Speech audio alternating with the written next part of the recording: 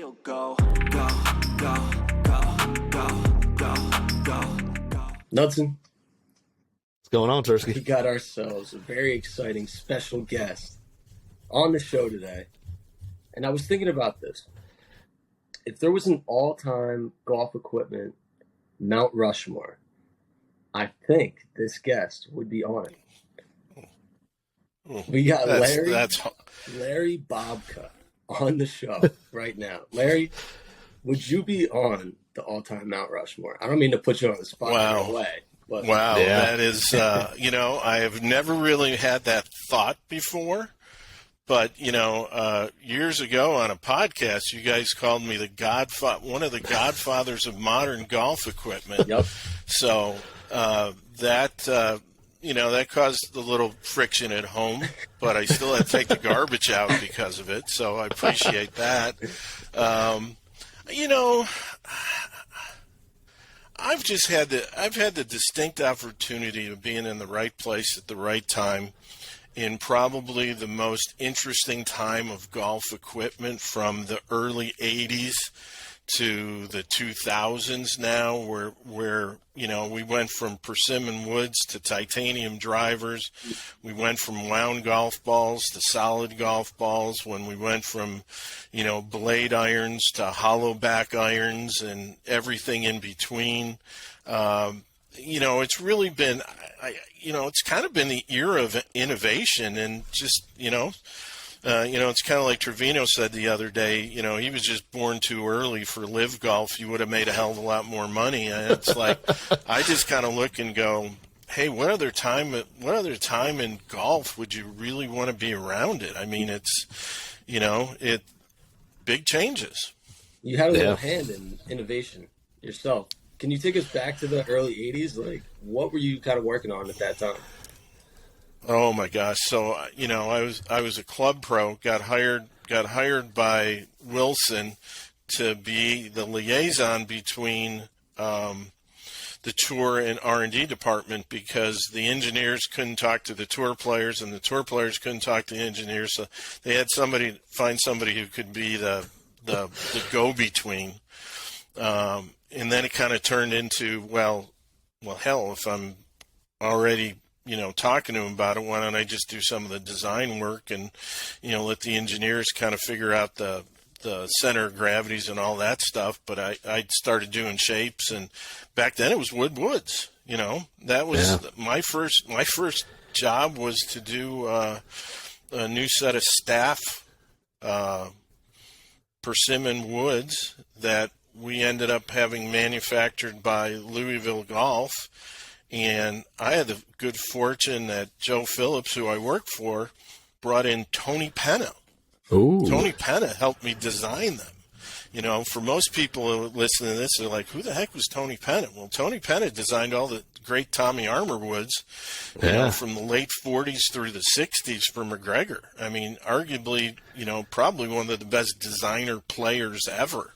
So Mr. Penna came in and, told me for about 7 or 8 days I was the worst club builder he'd ever seen. And, and then we finally finished the product. He looked at me and he goes, son, I think you got a future in this. And I said, Mr. Penna, why?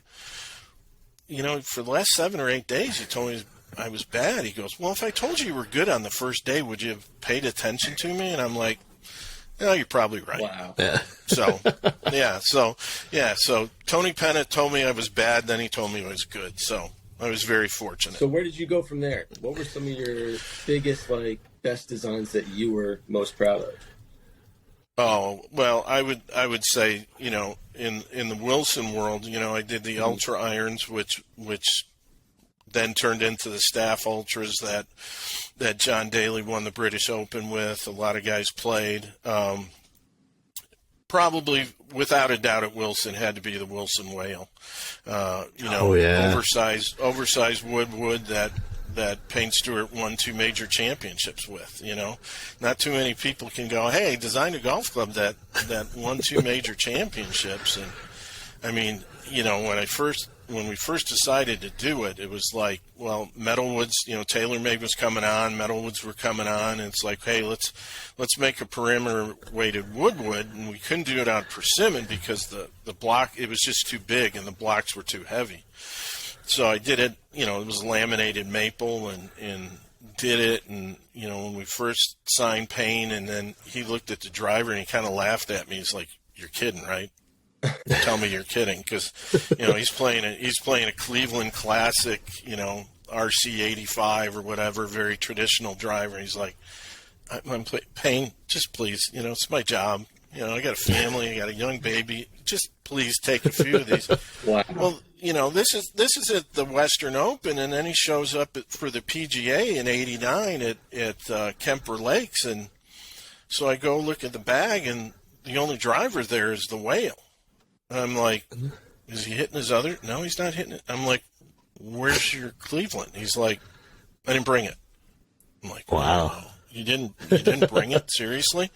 No, this thing's really good. He goes, I'm going to play it, and lo and behold, he wins the '89 PGA with it, and then he comes here to Hazeltine in Minnesota and plays it and wins the U.S. Open with it. And a lot of people don't remember the last round in the third round in '91.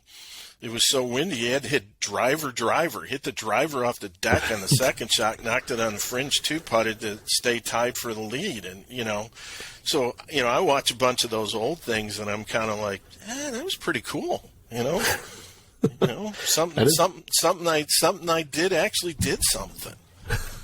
What is your design process like? Is there sketches like on a napkin?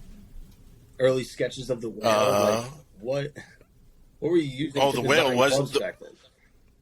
The Whale was done on a bar napkin. Come on. at a bar called the Thirsty Whale in River Grove, Illinois, and we stole their logo. Oh my God! We stole their Whale logo. Do people know this story? Wow. I don't think so. But yeah, it was Joe Phillips, Bob Mandrell, and myself. I mean, now I kind of, then I was just the kid there going, hey, what do you think about this? Can you do this? Can you make this? I'm like, I don't know. I got to fly up from Illinois to Rice Lake, Wisconsin, and see if Birchwood Manufacturing can make something that big. And we did the first turnings, and I'm telling you, the necks were about this big. And I got, I fly back, and I'm like, I don't know what the heck I'm going to do with these things. So the first one, I totally mauled the head, and it's like, okay, well, that's not going to work. And just sat in there one Saturday and just got it down and shaped it and turned it into a golf club. So it was actually designed. Well, the thing that was different about it was the size. Now we're talking about having to put a large hole in the bottom of it to really perimeter weight it. Back in the day, Woodwoods, if the head weight wasn't, you're drilling under the sole plate and you're putting lead weights in the center of the golf club. Well, this one had a huge, giant, empty hole in the center of it because the head was so heavy. So it was a perimeter weighted golf club. That was the cool thing apart.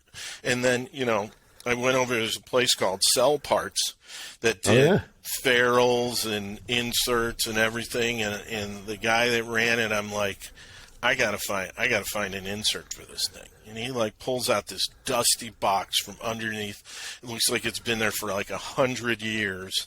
And he pulls it out and he goes, hey, these used to go in the 1971 Wilson staffs. And it was the Wilson staff crest and inlaid, and you could see it. And I'm like, well, that would be pretty cool. Let's do that. So we just, and then, we didn't have a sole plate that fit it because there's this massive hole in the bottom. So I had one of my dad's friends owned a metal stamping company. So I went over there and had to make custom sole plates for it. It's just a project thing that in this day and age, everything's kind of button tight on CAD CAM and everybody's kind of just, well, here's the plan and here's what we do. Back then was like, son, you make this. I don't care how you do it. You just make it. You figure out how to get this done, and it's like, but you learn so much, and I think that's where a lot of my kind of curiosity comes from, is like, okay, well, if I can't make this, how come I can't make it, and how do I need to make it? So, one of the things, if you ask my wife, there's not a lot of things that I'm very good at, but pretty good problem solver. Pretty good at looking at something and going, hey, how am I going to make this? How am I going to do this? How am I going to make this? How am I going to make this happen? So, and I guess it's worked out pretty well for 40-some years. I feel like there was I would say so. Quick, material innovation. Were you doing a lot of talks with different material companies and figuring out what was better and faster at that time? Oh yeah, I mean after the whale was done, that was also the rage. Remember, Yonex had the compression molded graphite heads. Yep. So I do have one of those. I have a regular wood whale at home. I have one of the compression molded ones that's got a big scoop in the back on the top of it. It kind of looks like a soup ladle. And everybody goes, well, how come was that for aerodynamics? I'm like, hell no. I couldn't find any more weight out of the head. The only place I could go was on the crown, and it looked kind of cool, and everybody thought it was for aerodynamics. And hell no, it was just to make the thing swing weight like D4 instead of E4. So, it's kind of like the Hogan speed slot. Where'd the speed slot come from? Well, Hogan had a great wood, and he didn't want to take, so they took weight out of the toe. That became the speed slot. Mm-hmm. So we were doing that. We did a compression molded one, and we actually we had a titanium one too. That was kind of the first venture into titanium. And that was interesting to say the least. I did the shape. I was less involved with the mechanics of getting that done. Carl Shea was the head of R&D at the time at Wilson. Great guy. Loved working for Carl.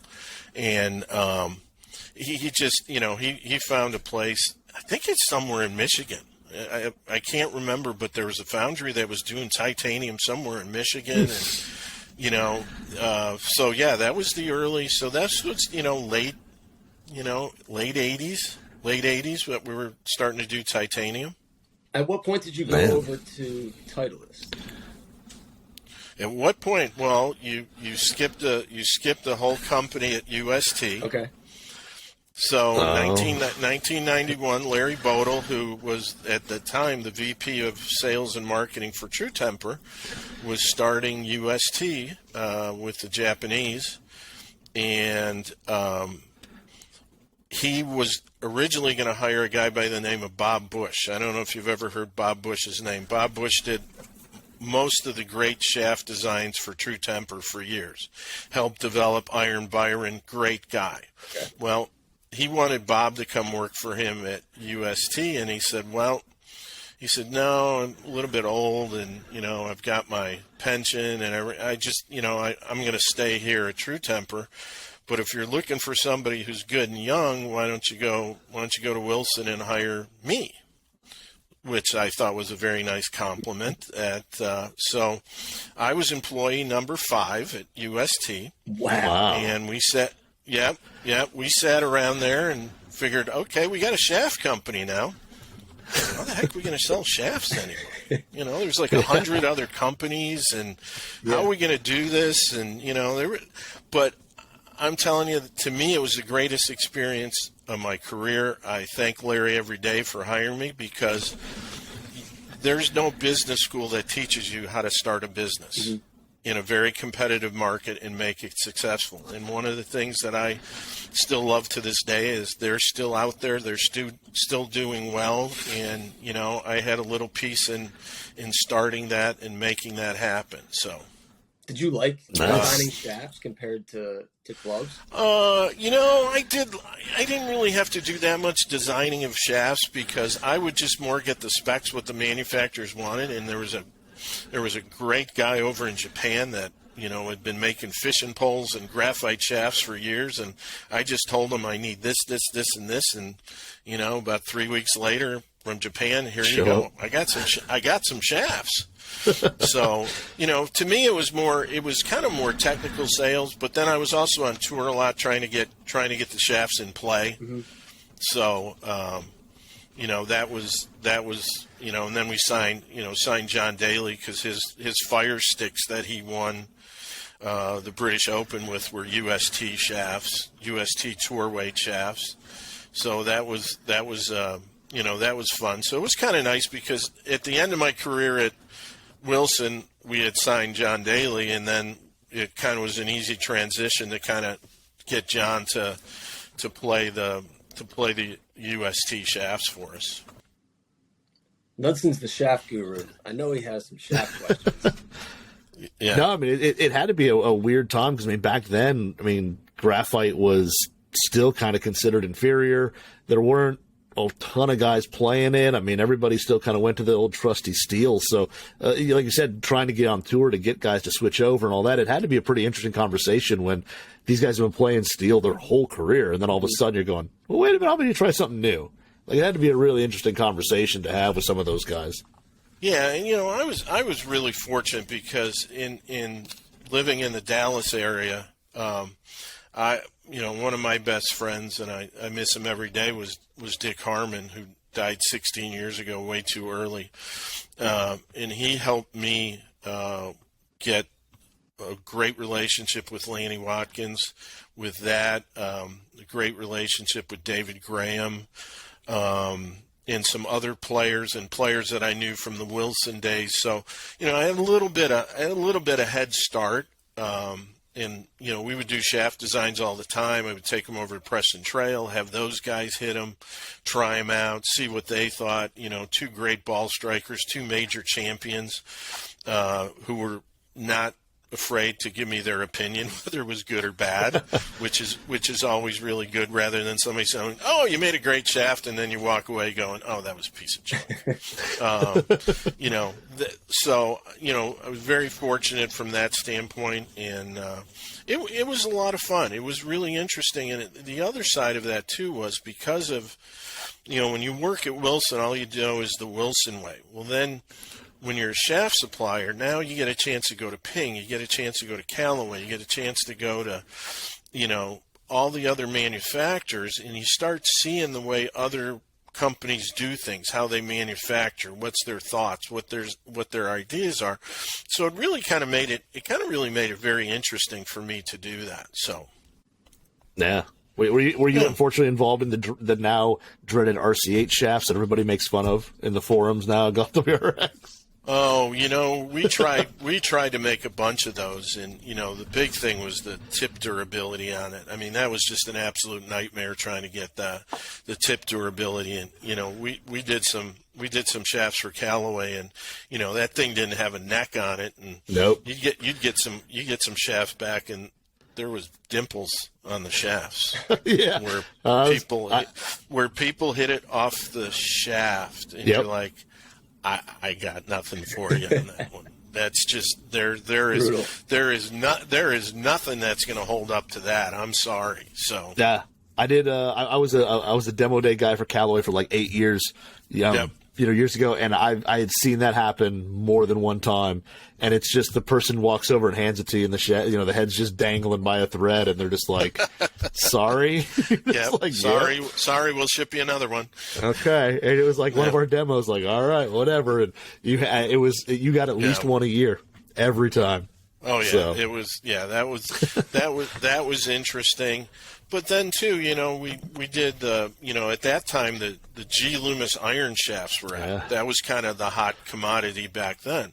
So then we decided to design a tour weight shaft that was 120 gram iron shaft to try to get some players to play it. So learned a lot about what it took. Learned a lot about why. The difference in the graphite material versus the steel material. The recovery rate on graphite is so much faster than it is in steel. Well, That's what makes it great for drivers and 3-woods and hybrids. Well, it doesn't make it that wonderful for a steel shaft, for an iron shaft, because you kind of want that slower recovery rate. Now, they're better. The shafts have gotten better. The materials have gotten better. So, the consistency of graphite shafts now compared to the early 80s, oh my! You could take an old graphite shaft and, one way you flex it, it's extra stiff, and then you turn it 90 degrees, and it was like a regular. I mean, it was, I was watching the '75 Masters the other day at home, and Johnny Miller had a graphite shaft in his Persimmon driver in 1975. I'm like, oh, I wonder what the torque value on that one was. Probably pretty high. Probably really high, yeah. I actually have a set of, I don't know, I don't think they're here. They might be in my little around the bend, but I've got still have a set of G Loomis, what is it, Boron IMXs or something that laying around over here. Yeah, great shafts. Yeah, I still have them. Yeah, and the problem with that is if you ever look at a lot of those were a little bit crooked. Well, the problem with that is, and we ran into the same thing at UST, because you've got all that material and it's all compressed underneath it, and if you don't get it to the right temperature, and you pull it out too fast, and you pull that wrapping off too fast, it's going to bow on you. So it, again, a lot of these little things that after, 40 some years of doing this, you just, there's so many things. Every once in a while I wake up at 3 or 4 in the morning and go, hey, I remember that story. I remember that. Somebody was talking about that. Somebody jarred my memory about something, and I'm like, well, I got a story about that. So, around here at Second Swing, they're like, if I don't give a story a day, they kind of look at me like, you okay? You're not feeling well? What's the matter? What are you doing here? What are you doing? We brought you in for the stories. Pretty much. We do need a John Daly story. Can't bring up John Daly without giving us something there. It sounds like you worked with him pretty closely. Okay, I'll give you a great John Daly story. It had to do with he and I playing golf. So we're playing Trophy Club in Dallas. We had just signed him. He had come in. We had tested some shafts. So we go out to play 9 holes at my club at Trophy Club. Good golf course, only Hogan designed golf course in the world. That's why it was Trophy Club. He was supposed to keep us there. I don't know what happened down the road, but so we're standing on the 9th tee, and John's outdriven me about 70, 80 yards, maybe 100 yards on some holes. And I'm like, I'm kind of depressed. And he's like, no, you're doing good. He goes, there's tour players that don't hit it, as far as you do. So you're doing okay. You're doing all right. So it's this big dogleg right, 450 yards. I mean, it's like 320 to get to the corner. And he's like, and we're tied. We're both like 2 under par. We're both tied. All of a sudden he goes, can I get to, I said, no. I said, I don't think you can hit it through the fairway. There's, and this is, 90, 92, 93. There's no rangefinders back then. You're not shooting a tree. So I said, no, there's no way. That's got to be 350 yards. Well, son of a gun, if he doesn't drive it through the fairway into the trees, I'm in the middle of the fairway. I hit like a 4 or 5 iron on the green. He ends up making bogey, and I beat him. And he looks at me and he goes, we're walking off, shakes my hand. He goes, you did that purposely. You just wanted to make sure in front of all your members that I said, John, no, I could care less if I beat you or not. I said, I just never saw anybody hit a golf ball that far, and he started laughing, and he looks at me and he goes, I know. He goes, you're not that kind of guy. So that's one of my great John Daly stories. A lot of other ones I can't tell. I feel like he always has a wild equipment set up in some way, like always something custom or something you would never expect. Did he have like particular things he was looking for out of his golf clubs? Like anything crazy that he did different? He's such a field player, that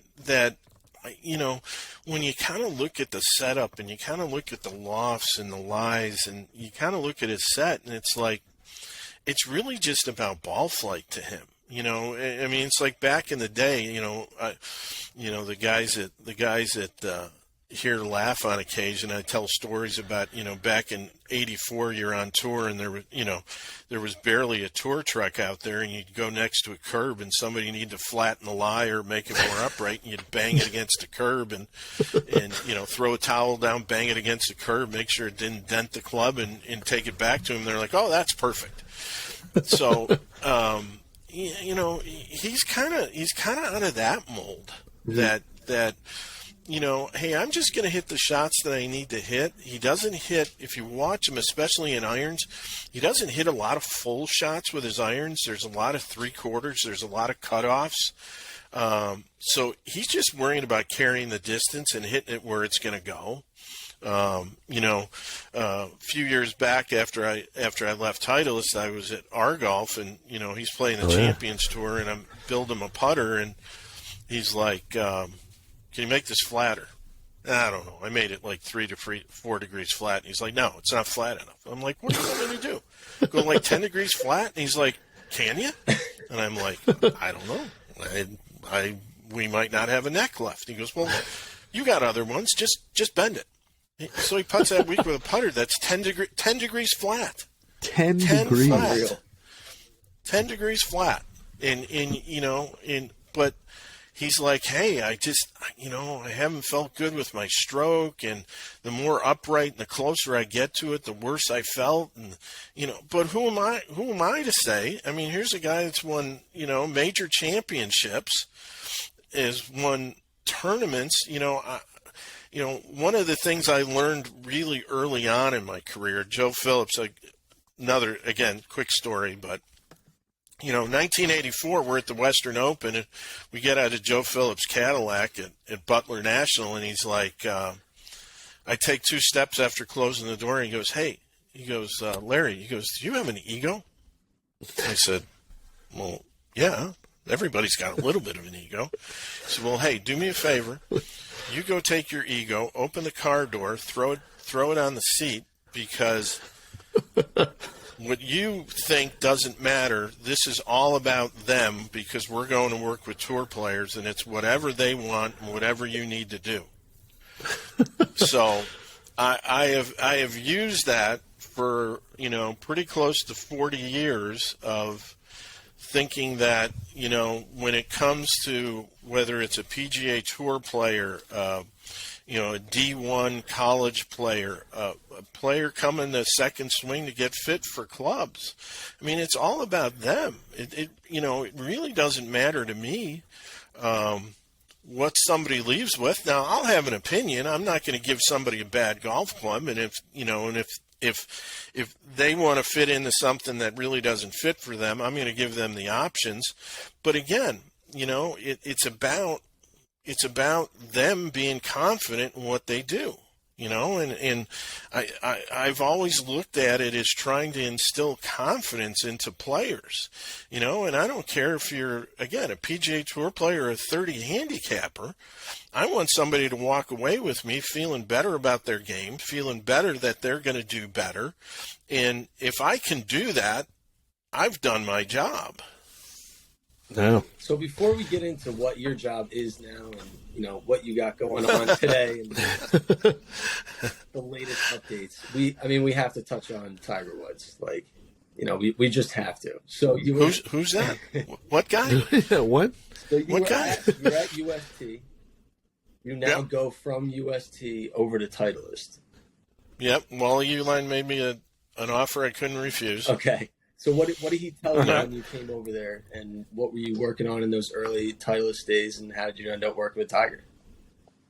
Oh, well, you know, he you know, basically I flew up to, you know, we met at a golf writers dinner. I hate golf He was writing. a keynote. They're the worst. He was a keynote speaker. I did a small speech on graphite shafts and, you know, shafts modernizing, and we talked after that, and about, I don't know, a week later, I get a phone call from his assistant saying, hey, you know, Mr. Uline would like you to fly up to Boston and, Fairhaven, Massachusetts, and come talk about a job. And, I just was second child had just been born, and, or actually third child had just been born. And I'm like, no, not really interested. Not a really good time. Not good. No, and then basically they're like, no, you don't understand. You have to come. You have to come there. And so I got there, and basically I sat down with him, and he goes, hey, once you come and work for Titleist, what do you want to do? And here's my plan, and we're gonna go big in the golf clubs, and I need somebody like you, and I need somebody who can work with tour players, and there you go. That's it. So man. Yeah, so it's kind of now you take a job like that, and I talk about it. I don't talk about it too much on outside my inner circle, but I remember having dinner with him one time in Carlsbad after we moved, and talking about signing Tiger and Davis and David Duval and this and that. And I remember going back home to my then wife, my first wife, going, I don't know if this is such a good idea. I don't really know if I could do this. I don't know if I can handle it. I think everybody who takes a job sometimes, and they get the job they want, and then all of a sudden they sit down and realization hits, like, holy cow, what do I do now? How do I get this all done? Yeah. So how did we get to Tiger? So I was working with Davis Love at the time. And Davis, we had signed Davis. Davis had gone through Tommy Armour 845s. Then he played Mizuno's at the end of that contract. And, he wanted to play some kind of forged golf club, and he wanted to play a club that he could play. So we ended up making those kind of handmade cavity back prototype blades that with a little bit of shallow cavity in there that we never sold, but he won the PGA with. So I guess another major for me. There you go. Casual. Casual. Major, chalk up another major.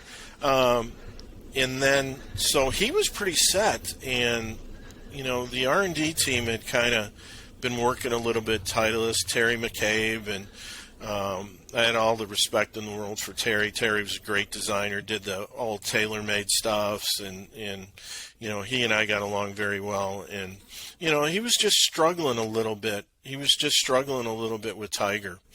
And Wally's like, hey, well, can you fly down and spend some time with Tiger and Butch at Isleworth and see what you can do? And I said, well, that's fine. And I knew Butch very well because of my relationship with Dick. So hanging around the Harmons is nothing. I mean, all you're going to do is get smarter hanging around the Harmon. All I can tell, if there's one thing I can tell you in this world, that if you're going to hang around and you want to learn something about golf, just hang around a Harmon. You'll learn something. And if you're not learning something, you're just not listening. Yeah.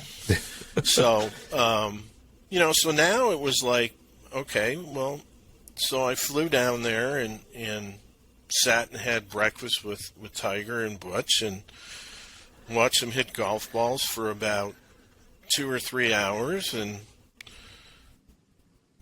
I'm like, they expected me to spend a couple of days there, and I'm like, no, I'm ready. I'm ready to go. I got a pretty good idea what Butch wants to see in ball flight, what Tiger wants to look and feel, and so yeah, I came back and I said, Tiger, I said, here's what I'm going to do. I'm going to make a set of clubs for you, but I'm going to make 3 sets of identical irons for you, and what I need you to do is you pick your A set, your best 2 iron, your best 3 iron, 4 iron on down.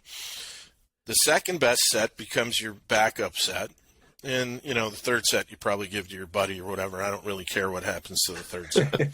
But that's how I learned. That's how I learned from Bob Mandrell and Joe Phillips, that when you're working with somebody, you get them as close as you can, but you give them an option that this is, and you let them make the choice.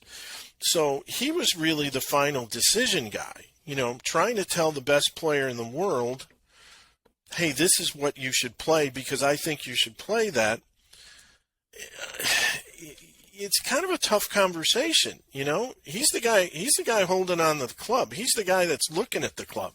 He's the guy that's feeling the shot. It really, you know, again, I'm going to take the best information that he's given me and the best knowledge I have to turn a golf club into an implement that he can use, but he's ultimately got to be the judge of what he's going to use or not use and what he likes and doesn't like. You know, so everybody goes, well, how many sets did it take? Well, it really, I mean, honestly, it was just one set. It really, it didn't take any more than that, you know, but, you know, one of the things Mr. Penna told me years before, he goes, if you're working with tour players, you gotta do three things. You have to look at what they're doing. You got to look at their divots. You got to look at their golf swing. You have to copy what they like in golf clubs, and you have to listen to them. And he goes, sometimes it's not what they're saying, it's what they're not saying. Mm. Okay. Interesting. It's pretty good information. You know, if you're going to be a club builder, tour jockey, whatever you want to call it, tour rep, pretty good information to go back and say, hey, if I can accomplish those three things, I can build you a golf club. And that's what I did. And, you know, he was very happy with there's some minor tweaks through some of the set. Yeah, there's a little bit, but not a lot, you know. And they were built out of forgings that we had, and then we ultimately went to Endo and, you know, built the 681 irons from that. So we didn't have to do a whole bunch of crazy grinding like we had to do on the other ones. So, yeah. And there it is, the like $1 million sitting at the 19th hole. Yeah. They were Titleist irons. They weren't Mizunos that were restamped and then a lot of concepts whatever. These irons. Oh, I know. Does it make you laugh? I still see it posted. Like, it does. You know, it used to bother it. I'll be honest. It used to bother me.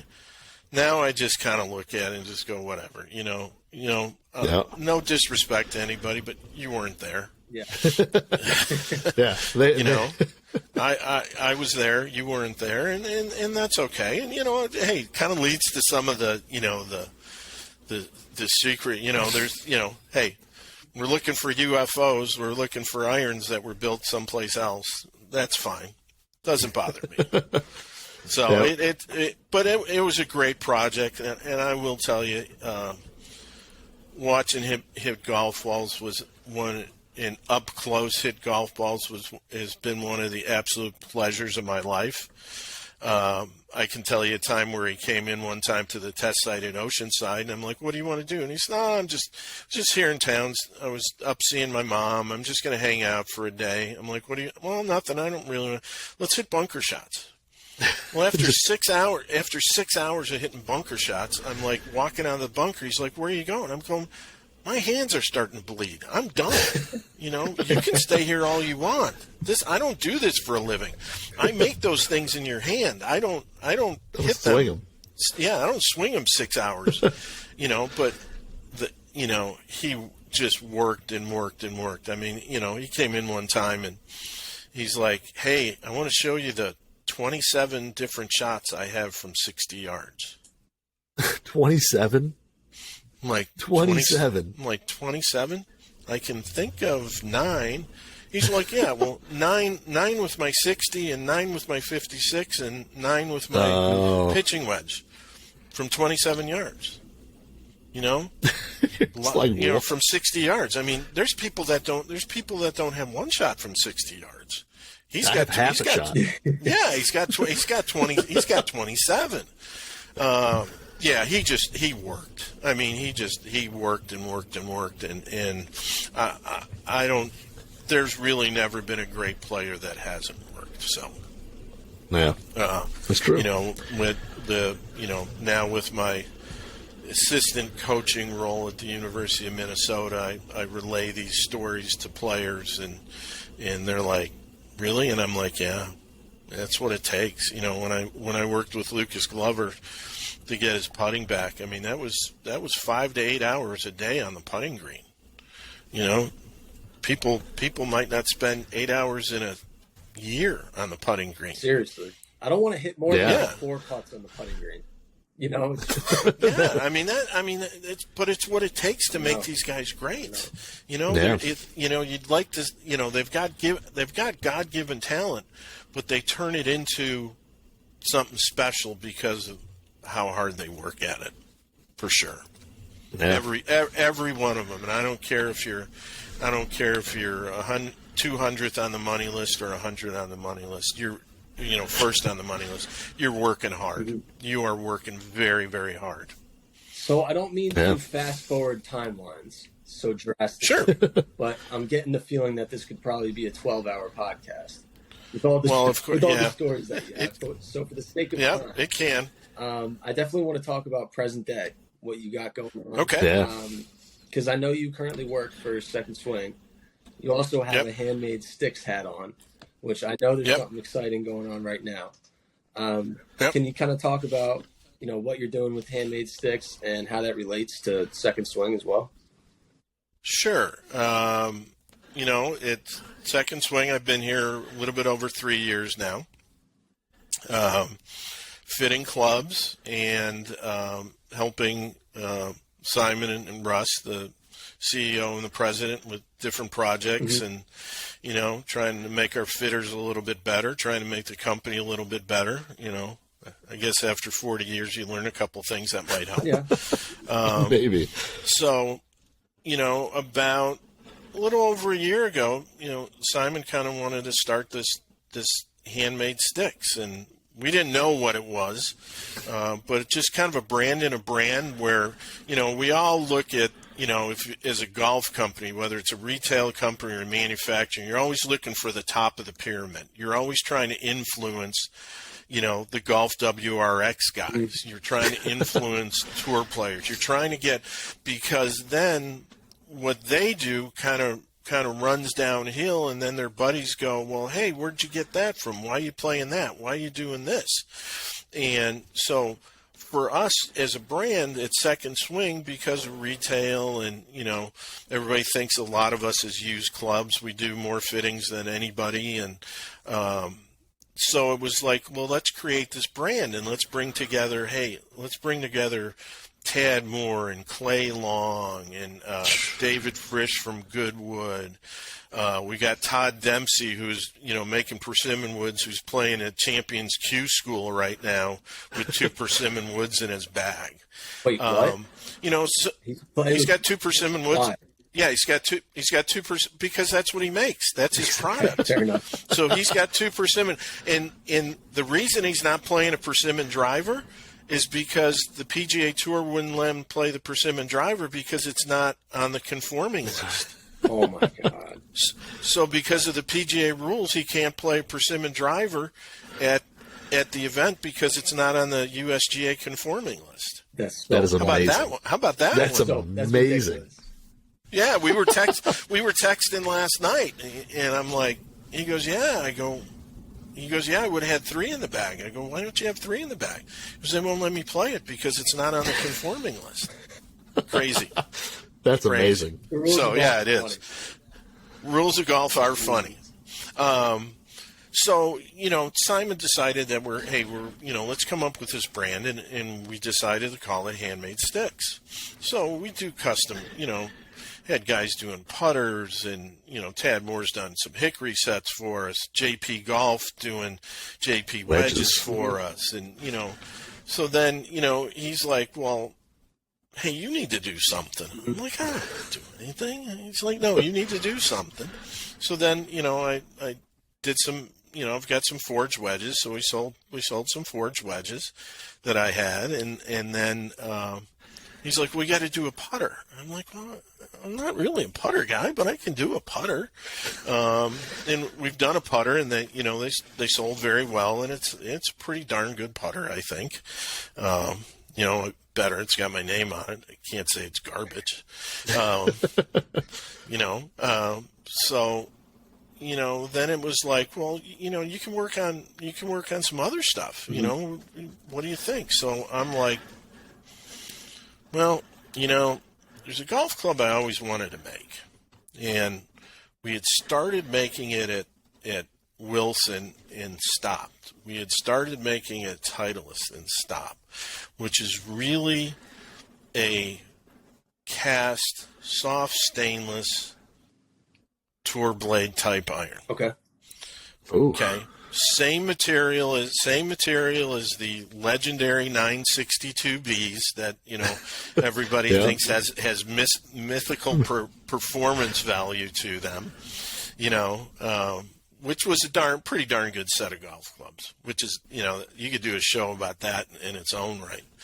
But so started kind of messing around with the idea of doing that. Found a manufacturer that could do it for me, and pretty much spent about 8 months changing profiles, offsets, score lines, whatever, and getting it down to where I really like it. And here we are. We're going to go sell them tomorrow. We're going to start selling them tomorrow. Or technically today, because today's because we're recording the day before, but okay. Technically today. Technically today. Yeah, so. technically today. They're just, to me, they're just a beautiful set of irons. One, I'll be totally honest, I did it selfishly for myself to have a really nice set of golf clubs in my bag.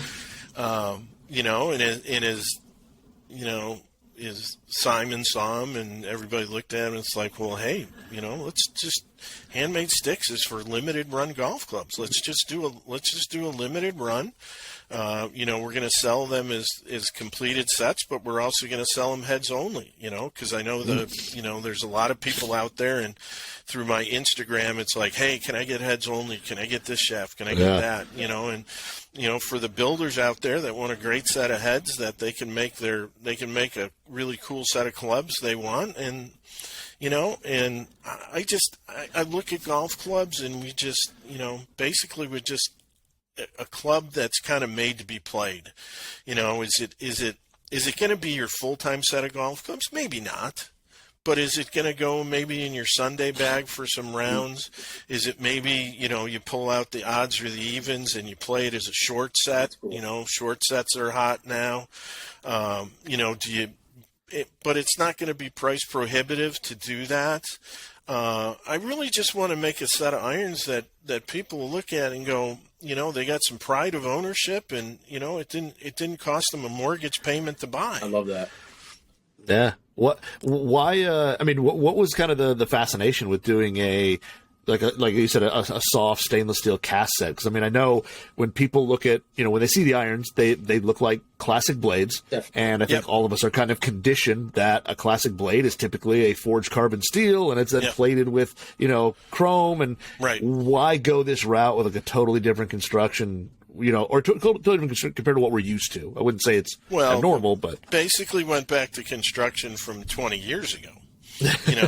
Which, to me, a golf club is more about the performance. It's more about the offset. It's more about the sole. It's more about the weighting and the shape. It's less about what the material is really made of. Hey, forging's that nice, soft, buttery feel. Well, I have a great relationship with a PGA Tour player, a Champions Tour player now that's here, and he's hit some stuff for me, and he didn't know the difference what material it's made of. Just going, man, these feel great. And I've had other people hit them, and I always thought this material, because it's really about getting the material, getting it a little bit softer, make sure it's bendable, make sure it's got that feel to it. The repeatability is that much better because it's coming out of a mold rather than having to do all that hand grinding work to it. Some of the one of the best irons that was ever made was the old Daiwa David Graham 273s. Well, that was an investment cast out of carbon steel. Well, investment cast out of carbon steel, that's what Vokey wedges and Cleveland wedges and Callaway wedges all are. Those aren't, most people think those are forgings. Well, they're not forgings. They're investment cast out of soft carbon steel. So to me, it was just, it kind of made sense that, hey, this is an opportunity. If somebody's going to give me the ball and say, hey, I'm not going to tell you what to do with it. You do whatever you want with it. I'm going to make something. And again, the whole goal was to make a golf club that had pride of ownership and was a cool run of limited number of sets. And I don't, I think everything in this world is starting to get so ridiculously expensive that I wanted to make it so people would buy them. What's the sense of making, one set of irons that's $3,000? You're going to sell two of them.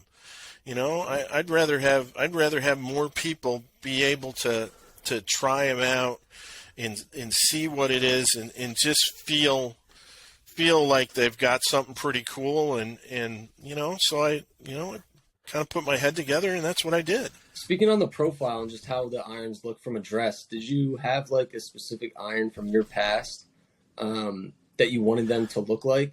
Like, was there an inspiration for how they look? Well, I would say it is a mixture of Wilson Staff, 681, and MP33. Okay. Pretty good clubs. I mean, I would say that would be what I would be the design. If I was going to put a white paper out with the design guide on it, that was what was in my head. I think you picked two good ones there. You're a smart guy. Yeah, well, three actually. Threw a little Wilson Staff in there, but between 681 and MP33, I mean, hey, golf clubs, especially when it comes to forged blades like this, you're not going to do anything revolutionary. I mean, there's not going to be anything crazy. When somebody puts it down, you want to look at it and go, yep, I can play that, or that's what I expect it to look like. I actually, there's only a couple sets, and one of the sets is actually down in your neck of the woods, Andrew, with one of our people from Second Swing who's doing a little testing for me. Oh no, I'm not going to tell you who it is.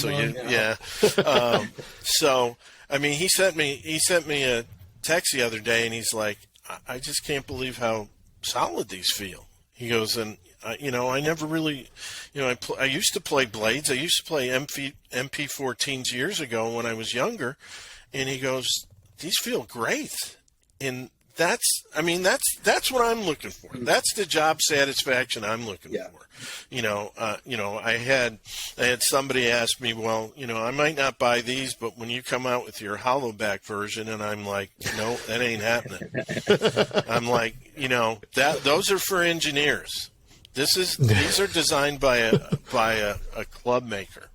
I don't, that engineering stuff, I'll leave that to Ping and TaylorMade and Titleist. They're really good at doing that stuff, and they got the people to do that. This is, we're making a golf club that, somebody's going to look in your bag and go, holy cow, are you good enough to play these? That's kind of the reaction I'm looking for. The other thing is, I told somebody the other day, I said, hey, Tiger used to practice with a persimmon driver all the time, and then go play with his Titleist. Why not practice? Why not practice and hit balls with blades, and then if you want to play your other set, play your other set on the golf course. But I think you're going to find out. I think one of the things you're going to find out is they're going to perform pretty well. I mean, I remember David Graham telling me one time. He said, Larry, he goes, it's kind of like when the I2s were out and everything, and he's like, wow, he goes, everybody's going to these different. He goes, if it's a well-fit club, if it's the right length shaft specs for you, it doesn't matter whether it's a blade or an I2. You can play golf with it. The only thing that stops you is your brain. Your brain tells you that you can't play it. That's true. And, right? Yeah. You're the only one who's stopping you from doing that. So, like I said, I mean, is this going to be somebody's everyday set? Well, it's going to be my everyday set. I can tell you that. But But no, it might not be everybody's everyday set, but I just, I wanted to make something out there so people could really enjoy it, really look at it, and feel like they got something, they got some really good value for their money, and they got a really cool set of clubs, and that's kind of what I was hoping for. Can people try these if they book like a second swing fitting, or is it something you have to buy online? Right now, today it will be going online. We'll probably do some demo sets for the stores, but hopefully we won't have a lot of sets left after we start selling them. That's kind of our goal.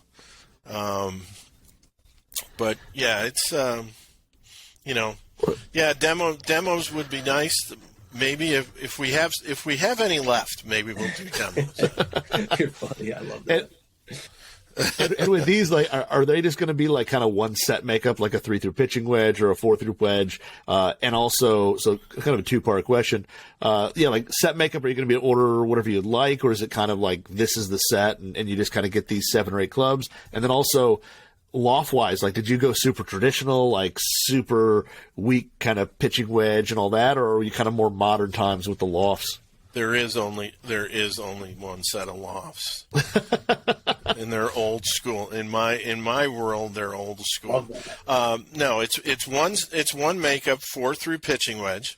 Did not do the 3-iron. I mean, if you're gonna, in this day and age, with the way the modern golf ball is, to make a blade and try to play a blade 3-iron is really very difficult to do because you're not going to spin the golf ball. If we were back in the days of a lot of wound golf balls, then maybe I would have made a 3-iron. But there's no reason to make a 3-iron, because if somebody's playing a 3-iron, they're playing a utility. They're playing some kind of utility 3-iron that makes it easier. So it was kind of pointless to do that.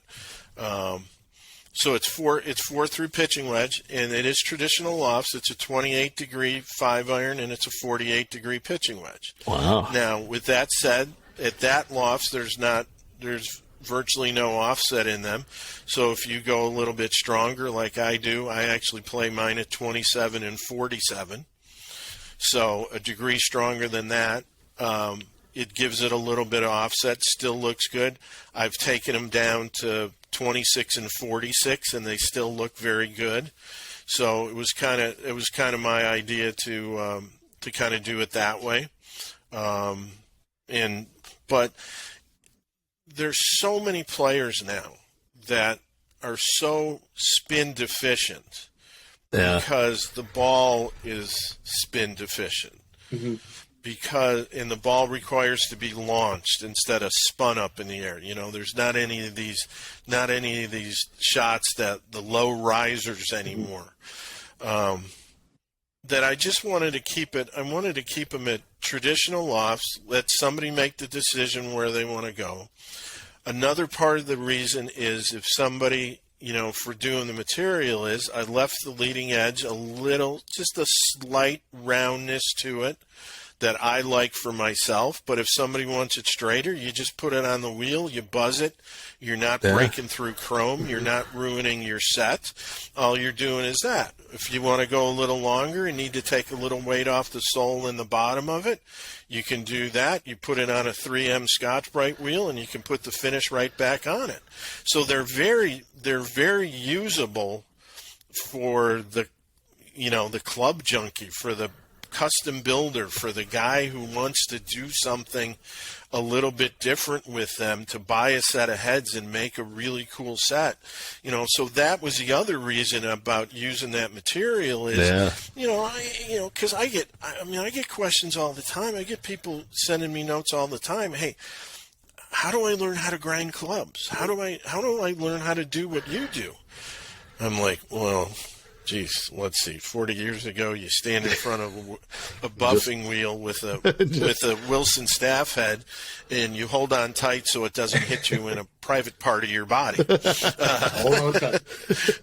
Yeah, hold on tight. That's how you learn how to grind golf clubs. No fear of the wheel. No fear of the wheel there. Yep.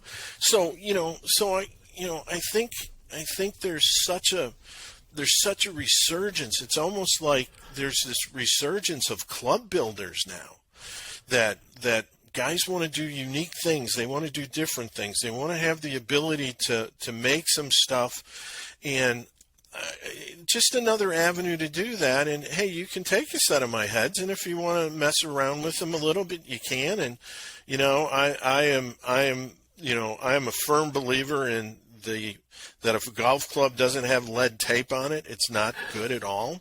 So, if somebody wants to grind the toe a little bit and slab some lead tape on my golf clubs, I will not be offended in one way, shape, or form. Because you know what? I think that some of the coolest golf clubs I've seen through my career in tour players' bags look like there's a half a roll of lead tape on them. So, and back in the old days before adjustability, we used to walk around with a roll of lead tape. Oh, you're hitting that left. Let me stick some lead tape on the toe, and let's figure this out. Oh, you're hitting it a little high. Let's do this. You're hitting it a little low. Let's do that. So this is kind of my my modern old school golf club that's got some. Got some versatility. Do you follow Lead Tape Chronicles on Instagram? Oh, absolutely, absolutely. Oh yeah, he's send it right to him. He's gonna. Oh yeah, you have to. I mean, he knows. He knows. He knows. I mean, I almost sometimes grind my stuff a little bit light. just to put lead tape on. Hell yeah. Hey, when I saw guys like Hale Irwin, who great player, won a bunch of U.S. Opens, was not afraid to stick lead tape to make his swing weight perfect, I was sold. We used to, if you remember George Archer, Archer was really tall, and he used to play Wilson irons. The only problem is because he was so tall and we had to make him so long, they got really tinny.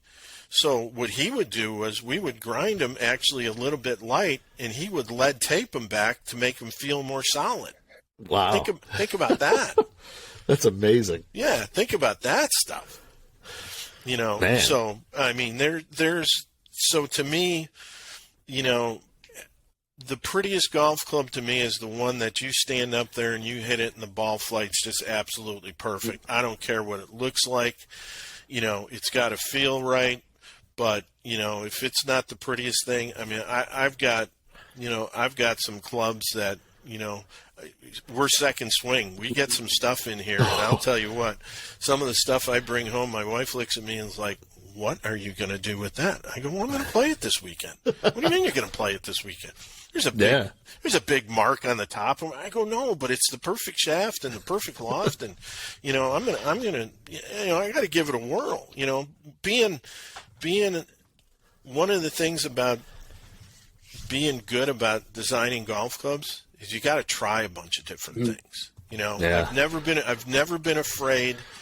I don't play a lob wedge because in 1986, Sevy told me that if you're no good with 55 degrees, you'll be no good with 60. So I don't carry a 60-degree wedge because Sevy told me I shouldn't. But if I did carry a lob wedge, which I have on occasion for a few different it's an old ping I2. I love that lob wedge. I mean, maybe arguably one of the best golf clubs ever made. You are so freaking old school. I love it. Well, if you haven't looked at the gray in the beard, it's because I am old, Andrew. We're approaching our 63rd birthday here. Wow. So yeah, and as you said before the show, as Larry and I were just talking, you're 63, just about 63. You were kind of retired, but you're doing more work than you ever did when you weren't retired. Oh, I know. But I have a question. Like, interesting thing, being at Second Swing, you said you've been doing some fittings. How is it fitting that amateur, like you said, 30 handicap, whatever, a player who plays, a couple times a month, whatever? How is it different or similar to fitting the tour player? Going out and working with Tiger Woods, like they must have a little bit of similarities, but a lot of differences. Well, I can tell you right now, bringing somebody in who gets fit, who's maybe a 15 or 20 handicapper, maybe he's never been fit before, got fit once, and still it can be life changing. I mean, seriously. I mean, you can put them in a golf club that all of a sudden, they're driving at 215 dead right, and all of a sudden they're hitting it 250 down the middle of the fairway, and they just kind of turn and look at you and like, really? I'm like, yeah. I can do this? Yeah, because, a tour player can adjust to anything. Again, that God-given talent, all that work that they do, I've handed clubs to players, and within a couple swings, they can make anything go straight, from double X to ladies flex shafts. So because that's what they do for a living.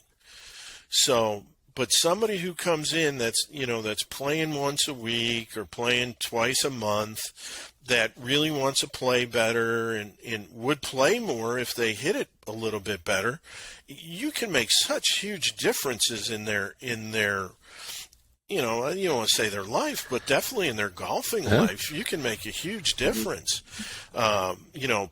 Putter fittings. Oh my gosh. I mean, people come in and, I've never been a good putter. Well, you got 5 degrees on your putter and you need 2 degrees. Your ball's back spinning. That's why when I came here, we put Quintex into all our stores, because you need to know what's going on with your golf ball. I mean, if you got a bad fit for a driver, the average person can figure that out, because it either flies too high or too low, depending on if it's too much loft or not enough loft. You can see ball flight. You can see that, hey, my iron shaft might not work because my divots aren't very good, and my favorite term for bad ball flight is they hit it wonky. Wonky. Kind of all over the place. Wonky. Yeah. But when you're hitting a putt, you can't tell that. Mm-hmm. How can you tell? You don't see what it's rolling on the ground. You can't see that you're initially putting backspin on it. Then it's forward, then it's transferring, and all its energy is gone. So we definitely, I mean, it was great this year, Hazeltine, one of the best golf courses in the country. I have the double there that I work with the men's club champion and the women's club champion. So so in my world of fitting at second swing, that's the epitome of it. You got 2 club champions at one of the best clubs in the country. That's pretty cool. People can actually do awesome. fitting with you. Yeah. Okay. Yeah. And they could do that online. Yeah. I'm just curious. I think that's really cool that you could just be a normal golfer and book a fitting with Larry Bobka. Oh yeah. And you know what? And I do, sometimes, people do, look, and I have had some people, and I've had a couple people that are trying to tee up driver, and they're really nervous and they're struggling. Yeah. I'm like, are you okay?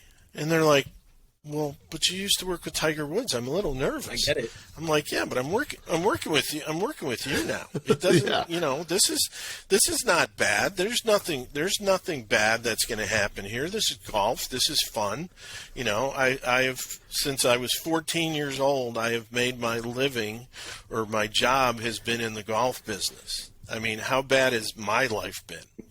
I've been very blessed. One of the reasons that, Justin Smith talked me into volunteer assistant coaching for the Gophers is because it was an opportunity for me to share the things that I've learned. And I've been very fortunate through, Dick Harmon, the Harmon family, Joe Phillips, Bob Mandrella, all the people that have been part of my career that have done nothing but help and encourage me. Why wouldn't I want to give that back? There's no reason for it to sit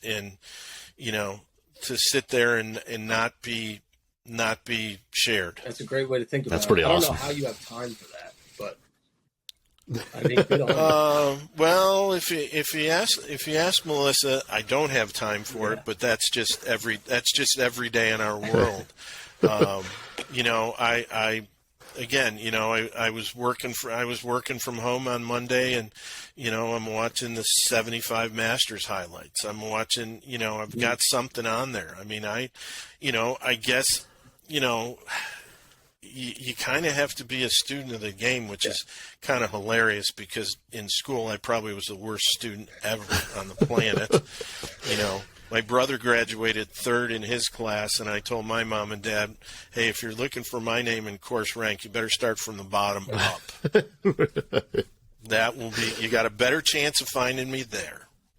I love it. I love it. But you have to be, but you guys are the same way. I mean, that's why, I go on your site all the time. I mean, I love the what's in the bag. I love the information stuff. Hey, I don't like traveling anymore. I traveled so much in my career that, me getting on an airplane now, it's like, holy cow, I got to get in one of these tubes. I really don't want to get in one of these tubes. Much rather take a car trip these days. But I miss that. I miss looking through guys' bags. I miss, going in there and, can you take a little bit off of this? Can you take a little bit off of that? Can you do that? One of the kids, I did some work for him on his wedges at the university, and it's like, hey, this is fun.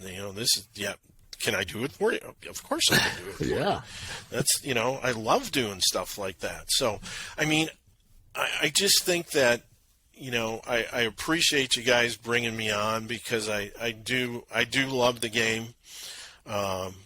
Been very fortunate that I've had a lot of opportunities in golf, and, I just like the idea of giving back to the game. Such a great mentality.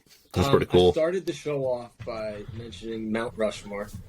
If you were going to elect your 4 for Mount Rushmore of just all-time golf equipment, whether it's designers or, maybe guys you've worked with that you have the ultimate respect for, who's going up on that Mount Rushmore for sure?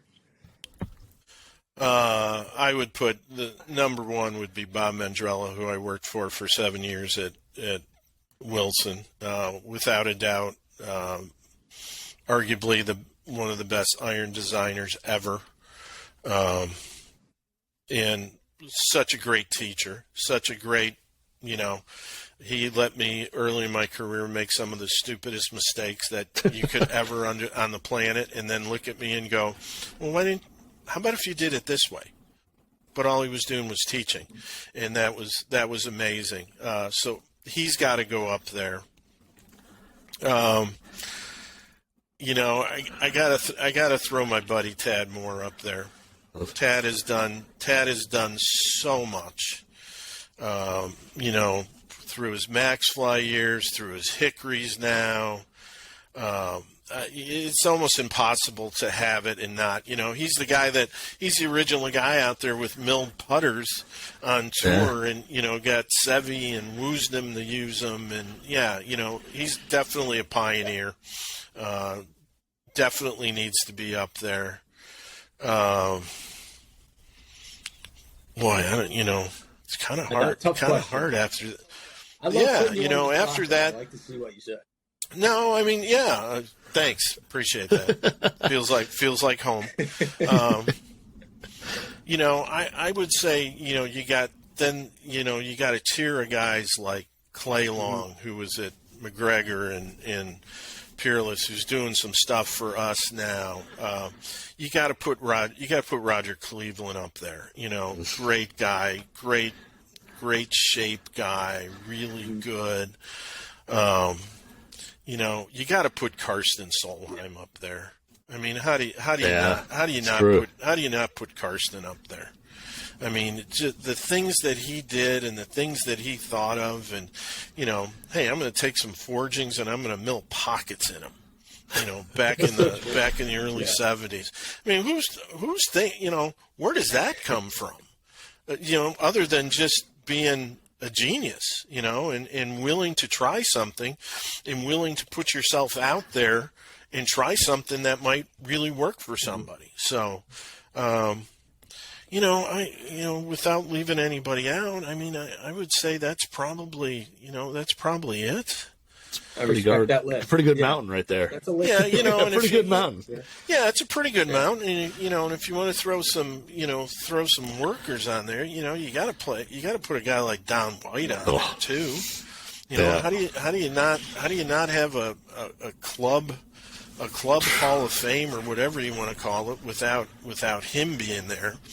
There was a guy that at Wilson who did all our grinding by the name of Frank Rosinski, who was kind of Bob Mandrella's right hand man. I mean, the guy could grind a set out of raw forge. He probably could do it blindfolded. I mean, just unbelievable, just amazing. You know, so there's just been so many guys like, you know, Tony Penna. I mean, how do you, who comes up with, okay, we're going to start putting inserts in woods, and now we're going to make them different colors, and we're going to call them iomatic. I mean, you know, then he does a set of white glazed woods that are arguably the most coveted. Have you ever seen a set of those in person? Not in person. No. Oh, they're amazing. Yeah, they're white glaze. Who does something like that? You know, just somebody that's got them, that their head is somewhere past that. You know, you got guy, you know, Joe Powell, you know, had his place, his class. I mean, there's an ongoing list of people that have just contributed so much to the business that, you know, unfortunately, I think a lot of these younger guys that come out with engineering degrees and CAD, you know, you kind of wish they could, you know, there was a class they had to take to learn about all these guys, because these guys were amazing, you know, and they did stuff when people just sat back and went, huh, we're doing what are you doing, you know?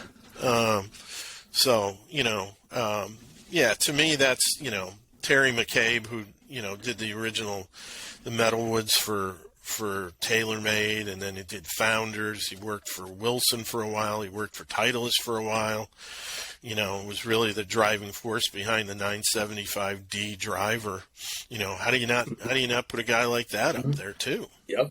So, you know, and the really cool part is pretty much everybody I named, I've either really good friends with or I've worked with. Amazing. So that makes life pretty good. And, you know, and some people, you know, I'm going to give you one. I'll give you a controversial one that people might look and go, well, you know, you didn't really do. You know, you got to put Scotty up there. Scotty took the putter to a whole new level. You know, change the style and developed an entire market for high-end putters. You know, putters were, you know, back in the day, I still have my 1974 Ping Answer that I think I bought in the pro shop for $69, you know, in 1974. Well, that's what putters were. Putters were, not that they were afterthoughts, but they weren't really thought of as really unique, really cool things. And, you know, he took it to the next level, and, you know, you gotta pat him on the back for making putters cool. Mm-hmm. Yeah. 100%. Yeah, I agree. This conversation is making me think that Golf WRX should start like its own club Hall of Fame. You know, we need to shine the light on some of these guys. You know, how impactful they really are to even what is going on in the industry right now. I mean, seriously.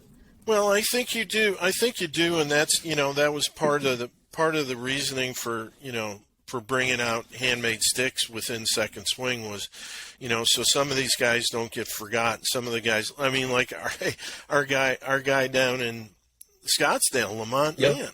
I mean, you know, milling some of the most beautiful putters you've ever seen.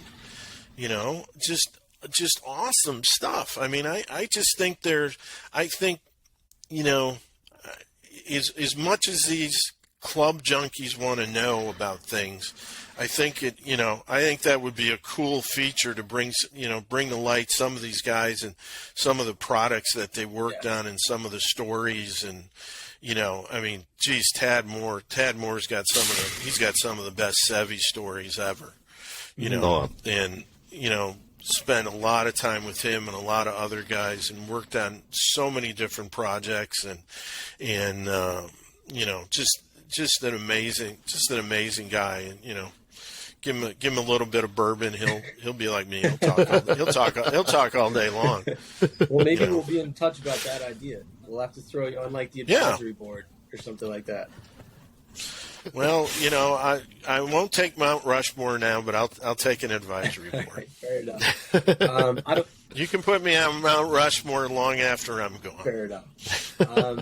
This went a lot longer than I expected. I'm sorry for taking up basically your entire day at this point, but man, this was fun. Thank you so much for joining us. Not a problem. Bobka. Well, I appreciate it, and thanks for the opportunity to talk about my new irons, and talk a little bit about the past, and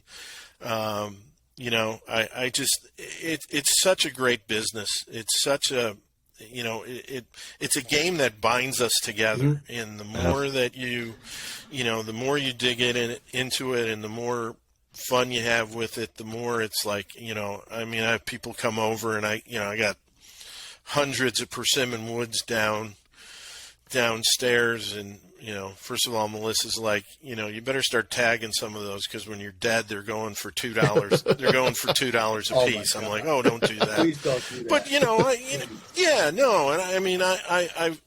I had a driver that Jim Dent used, and sent it to an Instagram guy, and he just loves it, and it's one of his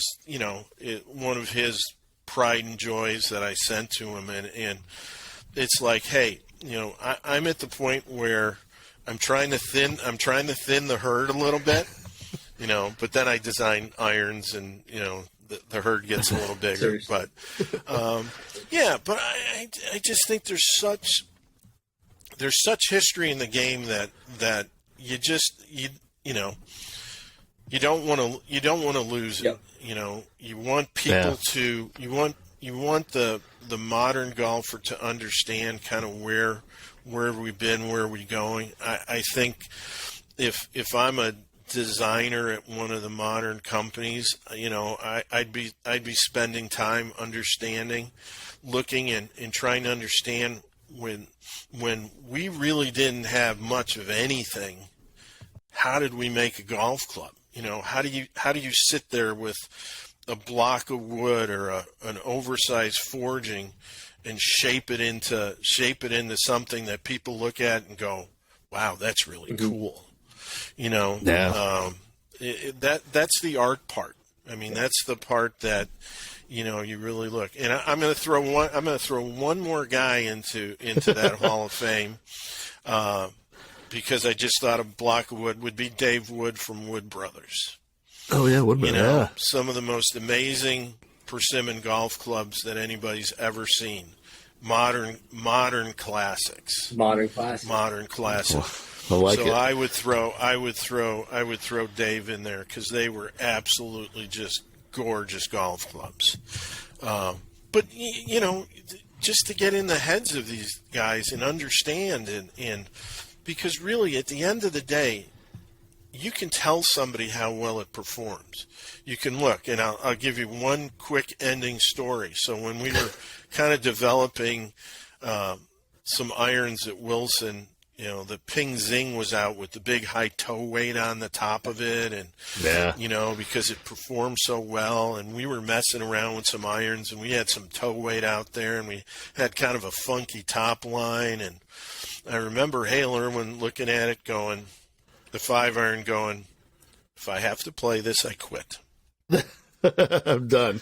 I said, Hale, why would that be? He goes, well, I don't care what the performance issue is.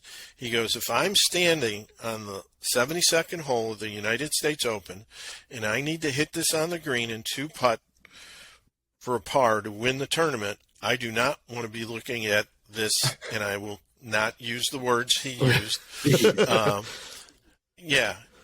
And, again, that's, 1985, 1986, you start understanding what the mindset is of a good player. But it's also a mindset of every player. Now, a 10 or 15 handicapper might not be able to verbalize it as well as a tour player, but they know what they like. They know what they want to look at. They know what they want to feel. You know, you have to make a golf club. You know, it's like an artist having a bad paintbrush without any bristles. I mean, it's not going to work very well. No. You know, it's not going to happen. So, to me, that, you know, it's art. To me, it's absolute art with some cool engineering these days, and I think there's some absolutely fantastic product. I was at Ping about 6 weeks ago, and it was just, you know, the cool stuff they're doing is just absolutely amazing. And, you know, I'm just making a little set of blade irons, and, you know, so I got a set in my bag, and a few other people can have a set in their bag, and we're just calling it a day. Humble. So awesome. Awesome. This was so much fun. Thank you so much for making all this time, telling stories. I know we could do probably 10 more hours of this. And maybe we could do a couple. We might invite you back on. You got an open invitation. Perfect. I would any time. And I'm actually going to be in your neck of the woods in February. Text me. And I have to try these Handmade Stix irons out. So I don't know how I'm gonna get a 7 iron, but I will make sure I will hook you up with the guy that has them, so you can hit him a little bit, and you can do your internal review of them. Fair enough. That's all we got. There we go. Knudsen. This was a pleasure, wasn't it? Perfect. Amazing. Guys, thank you. It's my pleasure. I appreciate you know, and not to make this sound trite or whatever, but, you know, I never in my wildest dreams would ever thought in a career of golf that I would be sitting here talking and people want to listen to what I have to say about golf equipment. So, from my standpoint, this is my Mount Rushmore with you guys. So, yeah, see, there you go. I can turn it around on you. Yeah, but. No, really. This is you know, it's cool. I really love it, and you know, I'm glad that I'm hooked up with a great company like Second Swing, who we like to say we're just golfers trying to help golfers. I love Your guys' used club inventory is absolutely insane. I was just over there the other day. Oh, I know. Just racks on racks on racks. It's so fun. It's so fun. It's so fun to go. It's so fun to go into the you know, the $5 or the $10 bin, and, you know, guaranteed I'm going to bring something home that I need to sneak in the garage. Impossible not to. You know, so nostalgic. Well, no, and yeah, I mean, there's so many cool things in there. You know, like we had a set of Wilson goosenecks from the 40s that were the inspiration for Bob Mandrella when he made the modern gooseneck. Yeah. You know, it's like, how do you not get them? How do you not put them in your collection? You know, I mean, that's once again, Melissa's like, where did those come from? I don't know. They fell off a truck. I've had those. I don't know. I've had those for a while. They've been in there for a while. Yeah. Yeah. That story gets old real fast. Oh, I know. Trust me. Yeah, guys, thank you. I can't thank you enough. I am more than happy to come back anytime, and we'll Andrew, I'll see you in February, and we'll be in touch. You know, we'll be in touch. Okay. All right. Sounds good. We got to finally do this. We've been talking about it for a little bit. Yep. Perfect. All right. All right. You guys take care. Still go.